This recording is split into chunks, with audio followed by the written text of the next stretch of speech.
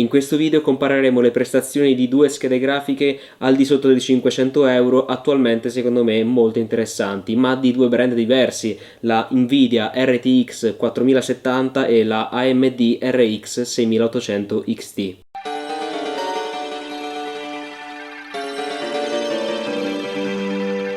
Ciao ragazzi, ciao a tutti e bentornati qui sul canale del vostro Nintendaro pazzo. Oggi siamo qui per questa sfida di benchmark che andremo a vedere ovviamente fra pochissimo, dopo avervi parlato, introdotto un po' a questo argomento e soprattutto perché ho deciso di fare questa sfida, per il semplice fatto che sono due schede che attualmente potrebbero risultare molto interessanti, soprattutto nel mercato dell'usato, per chi ha un budget per la scheda grafica tra i 350 euro e i 450 euro, quindi è effettivamente un gap abbastanza ampio, però questo è il prezzo, vi dico subito, a cui possiamo trovare queste schede grafiche. Diciamo la 4070 è quella ovviamente un pochino più costosa, ma poi scopriremo anche perché, mentre la 6800 XT è un modello ovviamente anche un po' più vecchio, lo vediamo fra pochissimo nelle specifiche tecniche, ma la possiamo trovare usata facilmente sui 350 euro. Prima però di continuare col video vi invito come sempre a iscrivervi qua sotto al canale, attivando anche la campanellina per ricevere tutte le notifiche, così da non perdere nessun video che uscirà sempre qui la domenica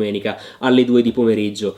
Detto questo, vi invito anche a iscrivervi ai miei due canali Telegram di offerte, uno per quanto riguarda hardware e videogiochi nuovi, l'altro invece per tutte le offerte che riguardano l'usato. In entrambi i casi si tratta di offerte di Amazon, quindi state tranquilli per garanzia e assistenza sempre al top. E infine vi ricordo anche di seguirmi su Instagram e sul mio canale di TikTok, dove troverete tutti i contenuti short ma in versione integrale, visto che su YouTube purtroppo vengono tagliati a 60 secondi. Quindi direi ora di passare alle specifiche tecniche di queste due GPU. Partendo con le specifiche tecniche della Nvidia RTX 4070, questa è una scheda che in realtà qui sul canale abbiamo già visto in un video dedicato di quasi un anno fa, però vi rinfresco le specifiche tecniche. Abbiamo all'interno un chip basato sull'architettura Ada Lovelace, l'ultima al momento disponibile da parte di Nvidia, con 5888 CUDA core, 12 GB di memoria VRAM di tipo GDDR6X, con un bus di 192 bit per un totale di 502 GB al secondo. Monta all'interno le ultime versioni di RT Core e Tensor Core, ha ovviamente la possibilità di sfruttare tutte le funzionalità aggiuntive introdotte da Nvidia con le RTX 4000, quindi DLSS 3 Frame Generator basato su Machine Learning e ovviamente anche DLSS Ray Reconstruction, anche se attualmente viene sfruttato su pochi giochi. Il TDP dichiarato è di 200 watt, ma vi dico che come consumi in realtà siamo quasi sempre al di sotto, sui 180-190 watt circa.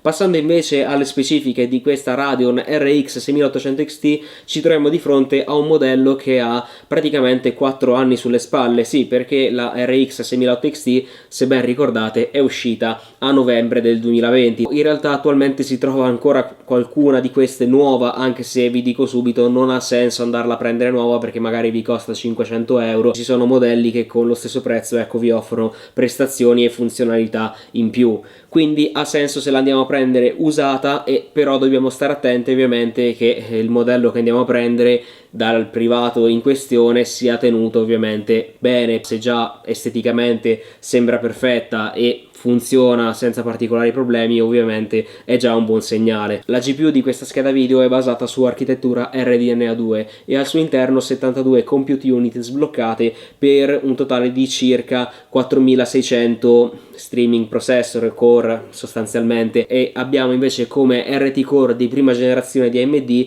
72 RT core, che equivalgono in pratica alle compute unit disponibili in questa scheda. Come comparto VRAM abbiamo 16 GB di memoria GDDR6 a 256 bit, però essendo GDDR6 e non 6X abbiamo un bandwidth molto simile a quello della 4070, equivalente a 512 GB al secondo. Il TDP in questione è effettivamente più alto perché questa all'uscita era una scheda top di gamma, abbiamo infatti 300 watt di TDP e come consumo effettivo abbiamo circa 280-290 watt, quindi effettivamente sì, 100 watt in più di questa 4070. Parlando di undervolt, in questo video non lo andremo a vedere, anche se nei video dedicati di questa 4070 abbiamo visto le prestazioni anche in undervolt con i settaggi che ho utilizzato, e per questa RX 6000 XT io non ho mai realizzato un video a riguardo dedicato, però in passato, praticamente quasi 2 anni fa, abbiamo visto un video sulla RX 6008 e anche in quel caso con l'undervolt si riusciva a risparmiare qualcosa. Però visto che già portare tutti questi test con queste schede è un lavoro non indifferente, per i test in undervolt sappiate che se lo volete fare in entrambi i casi non andate a perdere prestazioni e risparmiate circa una cinquantina di watt con tutte e due le schede. Passando velocemente alla piattaforma di test, abbiamo testato queste due schede con un Ryzen 7 7700 utilizzato a stock, accompagnato da 32 GB di RAM Patriot da 6000 MHz CL30 e una scheda madre ASRock B650 PG Lightning. Come alimentatore abbiamo un EVGA 1000 GQ e come dissipatore abbiamo un Deepcool da 240 mm. Come SSD abbiamo il Crucial T500 e queste insomma erano le specifiche della piattaforma di test, che ovviamente non produrrà nessun bottleneck per queste due schede video. Due parole prima di focalizzarci sui benchmark riguardano i test che andremo a eseguire con questa RX 6000 XT. Nei benchmark di produttività purtroppo questa RX 6000 XT non riesce a far girare alcuni benchmark perché non ha effettivamente un supporto dedicato e di conseguenza ecco non riesce a far girare queste applicazioni, di cui vedremo quindi solamente le prestazioni della RTX 4070. Direi ora di partire con i benchmark. Iniziando col primo test abbiamo Cinebench 2024. Qui la RX 6000 XT è indietro di circa 6600 punti rispetto alla 4070, che non è poco, ma è un comportamento che riscontriamo anche in altri applicativi che fanno uso di RT Core. Anche in Blender vediamo che la 4070 è più del doppio potente rispetto alla 6000 XT. Dove invece si difende molto bene la 6000 XT sono tutti quegli applicativi anche professionali della suite di benchmark di SpecViewPerf. Vediamo un comportamento in cui la 6000 XT è sempre più forte della 4070. Su V-Ray 6, che invece è un benchmark ed è un'applicazione che fa uso di CUDA Core e RT Core, non possiamo utilizzare la 6000 XT. Più o meno la stessa cosa anche su Stable Diffusion, anche se c'è il modo di far funzionare le Radeon, ma in ogni caso non raggiungeremo mai questo numero di iterazioni che riesce a fare la 4070. Partendo coi giochi abbiamo Control in 1440p e settaggi di Digital Foundry. In entrambi i casi le schede restituiscono dei risultati completamente giocabili ad alto refresh rate, mentre se passiamo alla modalità con ray tracing maxato, in un caso però abbiamo 1440p nativo, mentre nell'altro con la 4070 abbiamo il DLSS Quality, facciamo una bella differenza di frame con una 54 e con l'altra 105, anche se la qualità grafica era comparabile. Su Alan Wake 2 1440p FSR Quality per la 6000 XT e DLSS Quality per la 4070 facciamo un numero di frame rate abbastanza simile, mentre se passiamo alla modalità Compact Tracing la 4070 fa 46 frame contro i 18 della 6000 XT, con anche una qualità grafica che potete vedere a schermo che è decisamente superiore. Se attiviamo il frame gen poi la 4070 diventa veramente completamente giocabile. Death Stranding 1440p settaggi maxati, questo è un gioco molto più ottimizzato, facciamo un numero di frame praticamente identico tra le due schede e vi ricordo non siamo CPU limited in questo caso. In 4K più o meno ecco la 6000 XT riesce a recuperare qualcosina, siamo a 97 frame contro 90 della 4070. Su Fortnite capitolo 5 stagione 4 DirectX 12 1440p settaggi medi, facciamo più frame con la 4070 perché Fortnite è un gioco un po' più ottimizzato per le GeForce. Se invece andiamo a maxare i settaggi con anche gli effetti di ray tracing utilizzando il TSR Balanced per la 6000 XT e il DLSS bilanciato per la 4070 abbiamo due risultati molto simili e alla fine anche qualitativamente ottimi. In God of War 1440p Ultra la 6000 XT ha abbastanza un vantaggio di circa il 20% rispetto alla 4070, mentre in 4K con FSR Quality in un caso e DLSS Quality nell'altro, anche qui siamo insomma avvantaggiati con la Radeon perché riesce a restituirci un numero di frame maggiore. Cyberpunk 2077 1440p settaggi di Hardware Unboxed, in questo caso la 4070 è un po' più potente in termini di frame rate medio, e se però andiamo ad abilitare il path tracing utilizzando anche il frame generation, in un caso FSR3 nell'altro DLSS3, abbiamo ecco dei risultati diametralmente opposti, perché la 6000 XT anche se fa 40 fps contro 76 vi devo dire che era molto ingiocabile. In Resident Evil 4 Remake 1440p priorità alla grafica, 144 fps contro i 126 della 4070. 4070. Aumentando la risoluzione al 4K con il preset RT abilitato abbiamo 71 fps per la 6000 XT contro 71,1 della 4070, due risultati praticamente identici. Passando ora a The Finals in 1440p con FSR Quality o DLSS Quality per la 4070, abbiamo un numero di frame molto simile tra le due schede, 103 contro 105 fps. Se passiamo al 4K con upscaling partendo dal livello prestazioni, abbiamo 70 fps contro 97,8, quindi qui la 4070 si difende molto bene. Su Black Myth Wukong in 1440p FSR bilanciato in un caso e DLSS bilanciato nell'altro con settaggi di Digital Foundry abbiamo due risultati di frame rate molto interessanti per entrambe le schede. Se però abilitiamo il ray tracing a ultra, la 6000 XT ci produce un numero veramente infimo di frame, mentre la 4070 si difende molto più che bene già senza frame gen. Col frame gen abilitato arriviamo a 85 fps con un frame rate minimo di 71 fps, quindi davvero ottimo. Passando a Age of Mythology Retold, in questo caso in 1440p settaggi maxati ma senza effetti di ray tracing, abbiamo due risultati virtualmente identici. Vi ricordo che c'è un cap del frame rate in questo caso a 144 fps. Aumentando la risoluzione al 4K maxato con anche ray tracing al massimo, la 6000 XT fa 44,5 fps contro i 62 della 4070. Come ultimo gioco abbiamo Final Fantasy XVI 1440p FSR Quality settaggi maxati, mentre la 4070 usa il DLSS Quality, e facciamo un numero di frame molto simile tra le due. Aumentando la risoluzione in 4K con FSR prestazioni o DLSS prestazioni facciamo 70 contro 70,5 fps, però vi devo dire che la qualità del DLSS era decisamente maggiore.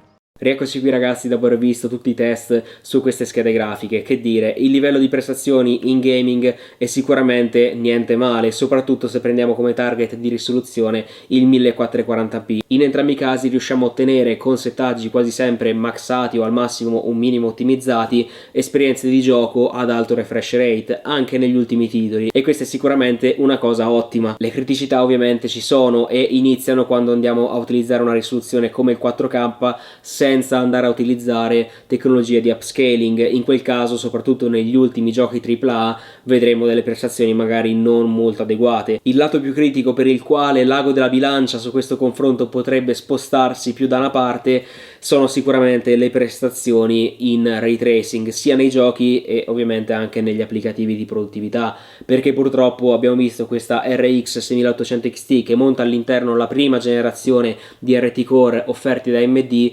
veramente prende delle batoste fortissime da questa RTX 4070, sia nei giochi, soprattutto in quelli che fanno largo uso di effetti di ray tracing e di path tracing. Abbiamo visto prestazioni purtroppo non adeguate a far girare questi titoli con questi effetti grafici, ma ovviamente anche negli applicativi di produttività vediamo delle prestazioni che sono sempre o quasi, quando si tratta di rendering che vanno a sfruttare RT Core, ovviamente inferiori rispetto a quelle di una RTX 4070. Per quanto riguarda l'intelligenza artificiale, purtroppo anche qui ci sono dei tutorial che si possono seguire. Io ho provato diversi mesi fa ma non ci sono riuscito a far funzionare una scheda Radeon. Se siete più bravi di me sicuramente riuscirete a farcela, però non aspettatevi numeri chissà quanto elevati. Quindi prima di decretare un vincitore, se possiamo decretarne effettivamente uno, andiamo a parlare di un altro aspetto molto interessante, che ovviamente è il prezzo, perché vi ho già anticipato nella intro di questo video, queste due schede grafiche non hanno un prezzo proprio uguale, perché la RX 6000 XT si può trovare abbastanza facilmente sui 350 euro, mentre questa 4070 se la trovate a 350 euro prendetela subito, perché è veramente un affarone. Io vi dico, col mio amico Lorenzo abbiamo trovato questa 4070 Asus Dual su Subito a 350 euro e lui l'ha presa subito per un progetto che aveva in mente di fare e poi me l'ha prestata per questo video, e a quella cifra ovviamente è un affarone assoluto. Però vi dico, il prezzo medio per questa scheda è più sui 450 euro usata, se siete fortunati anche 400 effettivamente, mentre il prezzo medio, ripeto, per questa 6008 XT è più sui 350, quindi un po' di differenza c'è, e potrebbe essere la differenza che va a farvi decidere se optare per una o per l'altra. Se siete videogiocatori appassionati e magari fate anche qualcosina in più col computer oltre che giocare, potrebbe convenire spendere qualche decina d'euro in più per andare a optare per una RTX 4070, perché in gaming negli ultimi titoli che fanno largo uso di effetti grafici basati su ray tracing, questa scheda vi permette di utilizzarli senza problemi anche ad alto refresh rate. Purtroppo questa 6080 XT non riesce, ma ciò non vuol dire che questi giochi non siano giocabili, assolutamente no. Abbiamo visto anche Black Myth Wukong girare senza effetti di ray tracing, che comunque il gioco ha un'ottima grafica, ha un frame rate veramente molto alto in 1440p. Se il vostro target invece sono più che altro titoli competitivi dove effetti grafici di ray tracing non sono il massimo, o magari ci sono giochi particolari in cui le schede Radeon sono effettivamente ottimizzate meglio delle Nvidia, posso pensare al classico COD Warzone, in quel caso prendere una RX 6800 XT ha sicuramente senso, magari anche per qualche applicativo di produttività che non va a utilizzare gli RT Core, e lo abbiamo visto nella suite di SpecView Perf. Quindi secondo me tutte e due le schede meritano di essere considerate, ovviamente in base al budget che avete, quindi per questo io non mi sento di decretare un vincitore effettivo. Io personalmente, per le mie abitudini che ho, sceglierei la 4070, però posso capire ovviamente che una persona che gioca solo competitivi o comunque anche titoli AAA, ma magari vuole andare anche a risparmio, giustamente, può prendere benissimo in considerazione questa 6080 XT, perché c'è anche una bella differenza di prezzo. E anche oggi siamo arrivati alla fine di questo video. Io come sempre spero che vi sia piaciuto, mi raccomando, se è così fatemelo sapere qua sotto con un bel mi piace e ditemi cosa ne pensate di queste due schede grafiche qua sotto nei commenti. Infine vi consiglio di guardare questi due video che, se non avete visto, vi consiglio molto. Il primo è quello che riguarda una CPU Ryzen, cioè il 5700 X3D, che è un'accoppiata perfetta secondo me per queste due GPU, mentre il secondo video che vi consiglio riguarda quello dedicato alla RTX 4070 Super, altra scheda video molto interessante ma su un budget un pochino più elevato, sui 550-600 euro. Detto questo è veramente tutto, io come sempre vi ringrazio per aver visto questo video e noi come sempre ci becchiamo alla prossima. Ciao a tutti ragazzi!